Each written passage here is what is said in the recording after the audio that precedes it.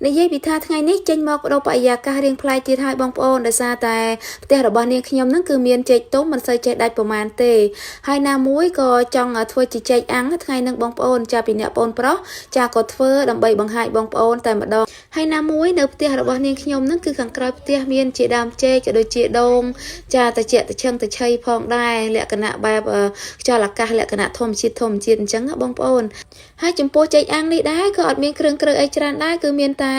ចេកក៏ដូចជាខ្ទិះដូងស្ករសនិងអំបិលហើយជាពិសេសនោះគឺស្លឹកខ្ទឹមនិងស្លឹកតើយដើម្បីដាក់ក្នុងទឹកខ្ទិះរបស់យើងនឹងឲ្យវាមានរសជាតិកាន់តែឈ្ងុយឆ្ងាញ់អញ្ចឹងបងប្អូនចេកយើងអាចប្រើជាចេករាងសកៀលជាងនេះក៏បានដែរ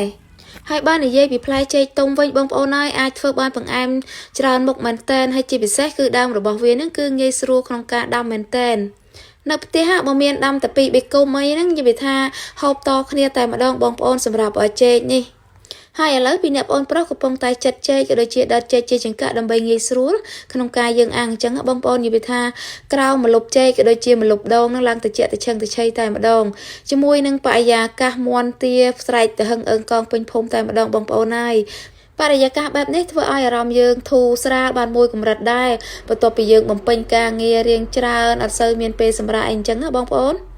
ហើយបន្ទាប់ពីចិតចេកក៏ដូចជាដោតជាចង្កាក់បានហើយក៏ចាប់ផ្ដើមដាក់អាំងចេកតែម្ដងបងប្អូនចំពោះចេកយើងកាត់ជាកង់ដោតចង្កាក់ក៏បានអាំងទាំងមូលក៏បានដែរបងប្អូនគឺរសជាតិឈ្ងុយឆ្ងាញ់ដូចតែគ្នាទេដាក់អាំងបន្ទាប់ហើយក៏ចាប់ផ្ដើមមកធ្វើទឹកខ្ទិះដូងអញ្ចឹងបងប្អូនដើម្បីទុកស្រោចចេកអាំងរបស់យើងចាចំពោះខ្ទិះដូងគឺយើងប្រើតាមចំនួនចេកអាំងរបស់យើងនឹងក៏បានដែរហើយ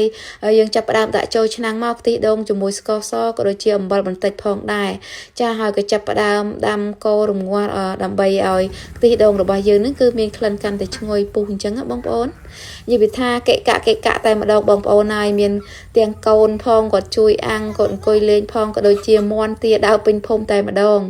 ហើយបន្ទាប់ពីដាំខ្ទិះដូងយើងរងាស់មួយពុះហើយក៏ចាប់ផ្ដើមបន្ថែមស្លឹកតើយបងប្អូនដើម្បីឲ្យក្អូបកាន់តែខ្លាំងផងដែរហើយយើងរងាស់ទុកឲ្យវារៀង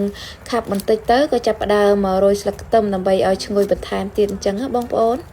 ហើយនិយាយពីថាឲ្យតែមានពេលតនេជុំគ្នានឹងអត់មានអីក្រៅពីធ្វើរបស់ញ៉ាំទេបងប្អូនហើយណាមួយយើងមានរបស់នៅផ្ទះស្រាប់អញ្ចឹងចាដូចជាចេកក៏ជាដងមានស្រាប់អញ្ចឹងក៏យើងធ្វើញ៉ាំជុំគ្នាដើម្បីបង្ហាញបងប្អូនផងចាណាមួយដើម្បីជុំកូនចៅបង្រៀនគាត់សកម្មភាពប្រចាំថ្ងៃអញ្ចឹងការធ្វើម្ហូបការធ្វើបង្អែមផ្សេងផងដែរអញ្ចឹងបងប្អូន